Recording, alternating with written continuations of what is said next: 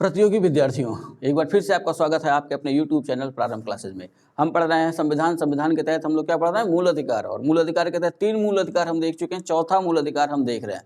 चौथे मूल अधिकार में भी 2 अनुच्छेद हम पढ़ चुके हैं, 25 और 26, और आज पढ़ेंगे अनुच्छेद 27 और 28।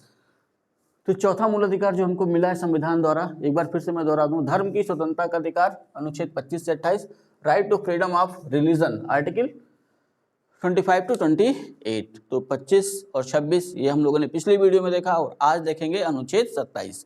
तो अनुच्छेद 27 धर्म के संदर्भ में क्या कहता है, या अनुच्छेद 27 में क्या दिया गया है उसको देख लेते हैं। अनुच्छेद 27 की हेडिंग है, अनुच्छेद 27 की हेडिंग, ठीक है, किसी विशिष्ट धर्म की अभिवृद्धि के लिए कर न देने की स्वतंत्रता। ध्यान क्या रखना है इस शब्द पे, विशिष्ट धर्म, अभिवृद्धि, कर न देने की स्वतंत्रता, ठीक है, ये है की पॉइंट। अब इस अनुच्छेद में क्या है पहले वो देख लेते हैं, फिर पूरा एक साथ समझते हैं।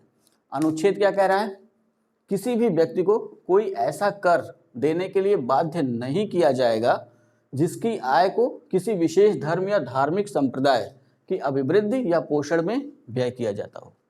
ठीक है, तो सीधी सी बात है कि अनुच्छेद 27 किसको संदर्भित कर रहा है, राज्य को संदर्भित कर रहा है, यानी कि सरकार को संदर्भित कर रहा है। और ये कह रहा है कि सरकार कोई भी ऐसा कर नहीं लगाएगी। सरकार कर तो लगाती ही है, टैक्स जिसको हम कहते हैं, लेकिन यहाँ पे ये बता दिया गया कि सरकार कोई ऐसा कर नहीं लगाएगी या कोई ऐसा टैक्स जनता से नहीं वसूलेगी जिसका प्रयोग वो किसी विशेष धर्म का मतलब किसी विशेष धर्म की अभिवृद्धि, यानी उसको बढ़ाने के लिए, ठीक है, विशेष धर्म की अभिवृद्धि को बढ़ाने के लिए करे उस धन का उपयोग। ठीक, तो मोटे मोटे शब्दों में कहें तो अनुच्छेद 27 इस बात के लिए सरकार को रोक देता है कि कोई भी ऐसा टैक्स वो नहीं लगाएगी या कोई भी ऐसा धन वो इकट्ठा नहीं करेगी, या सीधी भाषा में कहें तो टैक्स जो जनता देती है उस टैक्स का 1 रुपया भी वो किसी विशेष धर्म की अभिवृद्धि में नहीं लगाएगी।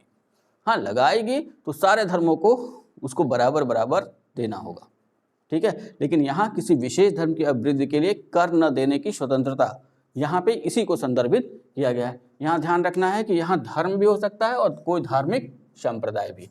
ठीक, तो किसी भी व्यक्ति को कोई ऐसा टैक्स देने के लिए बाध्य नहीं किया जाएगा जिसका प्रयोग सरकार किसी विशेष धर्म की अभिवृद्धि या किसी विशेष संप्रदाय की अभिवृद्धि के लिए करे। ठीक है, तो 2 चीजें मैं यहाँ पे स्पष्ट करूँ, कर, हिंदी में कर कह लें, अंग्रेजी में टैक्स। ठीक है, तो ये टैक्स कैसा है, ये अनिवार्य है। अनिवार्य का मतलब अगर आप भारत में हैं और आपके ऊपर किसी चीज़ का टैक्स लगाया गया है तो आपको देना ही देना है, चाहे आप चाहें या ना चाहें। एग्जाम्पल के लिए एक माचिस की डिब्बी भी अगर हम खरीदते हैं ना, तो अगर 1 रुपये की माचिस की डिब्बी अगर 10 रुपये उस पर टैक्स है तो हम ये नहीं कह सकते कि हम वो 10 पैसे टैक्स नहीं देंगे। ठीक है, तो 10 पैसे टैक्स हमको देना ही देना है। तो कैसा हुआ, अनिवार्य। ठीक, जैसे आप अगर सर्विस में हैं तो 5 लाख से ऊपर अगर आपकी इनकम हो रही है तो सरकार कहती है नहीं आपको टैक्स देना होगा, तो आप मना नहीं कर सकते कि नहीं हम नहीं देंगे, वो अनिवार्य हो गया, वो हमको देना ही देना है। ठीक है, और जो दूसरा शब्द है ना वो है शुल्क, अंग्रेजी में कह लें तो फी। ये कैसा है, तो ये अनिवार्य नहीं है, इसको हम कह सकते हैं ऐच्छिक। ऐच्छिक का मतलब अपनी इच्छा के अनुसार। ठीक है, तो शुल्क है क्या, जैसे सपोज करिए आप हमारे पास पढ़ने आए, ठीक है, तो आप हमसे कौन सी सुविधा ले रहे हैं, पढ़ने की सुविधा ले रहे हैं, और उस पढ़ाने के एवज में जो पैसा मैं लूँगा वो टैक्स नहीं कहा जाएगा, वो कहा जाएगा शुल्क। और ये कैसा है, स्वैच्छिक। स्वैच्छिक इसलिए मैं कह रहा हूँ कि वो आपकी मर्जी है, आप पढ़ोगे तो दोगे, नहीं पढ़ोगे तो नहीं दोगे। ठीक है, बस ये ध्यान रखना है कि ये जो शुल्क है ना ये सरकार भी लगा सकती है और आम लोग भी उस पर लगा सकते हैं। सरकार कैसे लगाएगी, जैसे मान लीजिए कोई सार्वजनिक मंदिर है तो सरकार ये कह सकती है कि ठीक इसके रख रखाव के लिए हम 10 रुपये शुल्क लगा देते हैं कि प्रति व्यक्ति 10 रुपये शुल्क लिया जाएगा, टैक्स नहीं। टैक्स शब्द का वो प्रयोग ही नहीं करेंगे, वो कहेंगे 10 रुपये शुल्क लिया जाएगा जिससे कि इस मंदिर का रख रखाव हो सके। ठीक है, अब यहाँ ध्यान रख लेना है कि आखिर ये हो क्यों रहा है, सरकार ये टैक्स वाला क्यों नहीं लगा रही है। तो ये ध्यान रखना है कि जो कर से पैसा मिलता है ना, जो टैक्स से सरकार को पैसा मिलता है वो सार्वजनिक धन है। सार्वजनिक धन का मतलब कि पूरी जनता का धन है, तो वहाँ जो भी सरकार इसको खर्चा करेगी ना तो पूरी जनता के लिए इसको खर्चा करना होगा। ठीक है। इसीलिए अनुच्छेद 27 इस बात की बाध्यता लगा देता है सरकार के ऊपर, ठीक है। ऐसे कई ऐसे मामले हैं जहाँ पे कई ऐसे मुकदमे आए। जैसे एक मुकदमे का जिक्र मैं करना चाहूँगा, वो था सुरेंद्र चंद्र बनाम भारत संघ 1975 का मुकदमा था। तो उसमें सरकार ने महावीर स्वामी की 2500वीं जयंती मनाई। तो वहाँ पे इन्होंने ऐसा कहा कि अनुच्छेद 27 का हुआ उल्लंघन। तो सुप्रीम कोर्ट ने कहा कि नहीं, इससे ये जो जयंती मनाई गई ये जयंती थी, किसी विशेष धर्म की अभिवृद्धि में ये धन खर्चा नहीं किया। अयोध्या के संदर्भ में आप देख लीजिए, दीपावली मनाई जाती है, देव दिवाली, ठीक है। अब ये दीपावली दीपोत्सव जो होता है अयोध्या में, बनारस में देव दिवाली, अपने यहाँ दीपोत्सव, ये जो दीपोत्सव होता है तो इससे किसी विशेष धर्म की अभिवृद्धि नहीं हो रही है, ठीक है। उस धर्म के मानने या यहाँ सीधा कॉन्सेप्ट क्या है, दीपावली हम क्यों मनाते हैं? अगर हम रामायण में चलें तो रामचंद्र जी लंका से वापस आए, इस खुशी में दीपावली मनाई जाती है। तो ये किसी विशेष धर्म की अभिवृद्धि नहीं हो रही है। यहाँ ये ध्यान रखना है कि ये एक प्रतीकात्मक, एक जो है सबके लिए सामूहिक पर्व मनाया जा रहा है, ठीक। तो ये है अनुच्छेद 27। अब देखते हैं अनुच्छेद 28। हाँ तो विद्यार्थियों, अब देखते हैं अनुच्छेद 28, ठीक। तो अनुच्छेद 28 की हेडिंग क्या है या अनुच्छेद 28 में क्या कहा गया है, पहले ये देख लेते हैं। हेडिंग के तौर पर क्या कहा गया है? कुछ शिक्षा संस्थाओं में धार्मिक शिक्षा या धार्मिक उपासना में उपस्थित होने के बारे में स्वतंत्रता, ठीक है। यानी कि कुछ शिक्षा संस्थाओं में धार्मिक शिक्षा, ठीक, या धार्मिक उपासना, धार्मिक जहाँ धार्मिक शिक्षा दी जाती हो या धार्मिक उपासना, ठीक है, उसमें उपस्थित होने के बारे में स्वतंत्रता, कि उसमें व्यक्ति उपस्थित हो सकता है या नहीं हो सकता। इससे संबंधित इस अनुच्छेद को 3 भागों में बांट करके क्लियर किया गया है, ठीक है। 28(1), 28(2) और 28(3) में। तो पहला देखते हैं 28(1). तो 28(1) क्या कह रहा है? तो 28(1) कहता है कि राज्य निधि से पूर्णतः पोषित किसी शिक्षा संस्था में कोई धार्मिक शिक्षा नहीं दी जाएगी, ठीक। कोई ऐसी शिक्षा संस्था है जिसका पूरा खर्चा राज्य उठाती है। तो जैसे अपने आसपास देख डालिए, जितने भी गवर्नमेंट कॉलेज हैं उन्हीं को हम कह रहे हैं, ठीक है। या कोई एडेड कॉलेज है, ठीक, जिसका पूरा खर्चा राज्य उठाती है, तो उसको हम कहते हैं राज्य निधि से पूर्णतः पोषित, यानी कि राज्य ही उस कॉलेज को चला रही है। समझने के लिए हम समझ सकते हैं GIC, GGIC, राजकीय इंटर कॉलेज, राजकीय महिला इंटर कॉलेज, यूनिवर्सिटीज़, जैसे हमारे अयोध्या की अवध विश्वविद्यालय, डॉक्टर राम मनोहर लोहिया अवध विश्वविद्यालय गोरखपुर का, पंडित दीनदयाल उपाध्याय गोरखपुर विश्वविद्यालय। तो इसमें क्या है, ये पूरा खर्चा कौन उठाता है? पूरा खर्चा राज्य उठा रहा है। तो ऐसी संस्थाओं में क्या होगा कि कोई धार्मिक शिक्षा नहीं दी जाएगी, ठीक है। यहाँ किसी भी धर्म से संबंधित शिक्षा नहीं दी जाएगी, ठीक।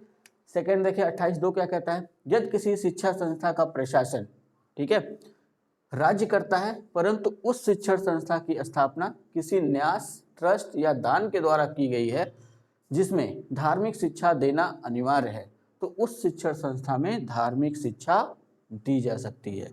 तो ऐसा कह सकते हैं कि 28(2) 28(1) का अपवाद है, ठीक है। एक तरफ तो कहा जा रहा है कि राजनीति से जो पूर्णतः पोषित है वहाँ धार्मिक शिक्षा नहीं दी जाएगी। 28(2) कह रहा है कि यदि किसी शिक्षण संस्था का प्रशासन, यहाँ भी वही है, राज्य करता है, ठीक है, यानी कि पूर्णतः राज्य निधि से पोषित है, राज्य करता है, परंतु उस शिक्षण संस्था की स्थापना किसी न्यास या दान के द्वारा की गई है। यानी कि जब उसकी स्थापना की गई थी तो कोई ट्रस्ट बना के किया गया या किसी ने दान दिया, उससे उस शिक्षण संस्था की स्थापना हो गई। आगे चल के सरकार ने क्या किया, उसको ओवरटेक कर लिया या सरकार ने अपने हिस्से में उसको ले लिया, ठीक है। तो उसी को यहाँ कहा गया कि न्यास या दान के द्वारा की गई है। हाँ, जब इस ट्रस्ट की स्थापना की गई उस समय अगर उसमें धार्मिक शिक्षा देने के उद्देश्य से अगर उसको बनाया गया था, भले ही राज्य इसमें पैसा लगा रहा है, प्रशासन राज्य कर रहा है, तो उस शिक्षण संस्था में धार्मिक शिक्षा दी जा सकती है, ठीक है। तो ये कह रहा है अपना 28(2), सीधे सीधे 28(1) का अपवाद, ठीक। अगला अनुच्छेद 28 में अगर तीसरा भाग देखें तो 28(3), तो 28(3) क्या कह रहा है?